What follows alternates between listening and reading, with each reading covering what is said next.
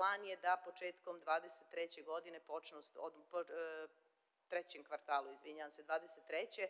počnemo sa izgradnjom infrastrukture. Šta će ona obuhvatiti? Obuhvatit će za sada 9 instituta i 5 fakulteta, ili kompletnih ili delimično, koji imaju stručnost, odnosno koji su eksperti i uspešni u ovim oblastima. Takođe, ekstenzija naučno-tehnološkog parka kao podrška start-up zajednici, gde je malo filozofija u stvari biotehnoloških inovacija drugačija od IT inovacija i to treba prilagoditi i malo većem riziku, malo dužem vremenskom periodu, ali s druge strane na kraju te priče, kada se jackpot desi, onda je on stvarno ozbiljan unicorn.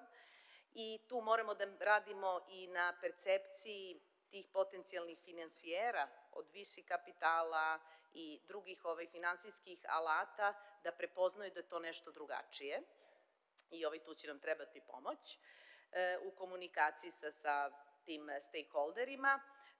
Predvideli smo veliki konferencing centar, mesto gde će se svi sakupljati, međutim dobar deo, ajde kažem druga polovina, jeste privatni sektor.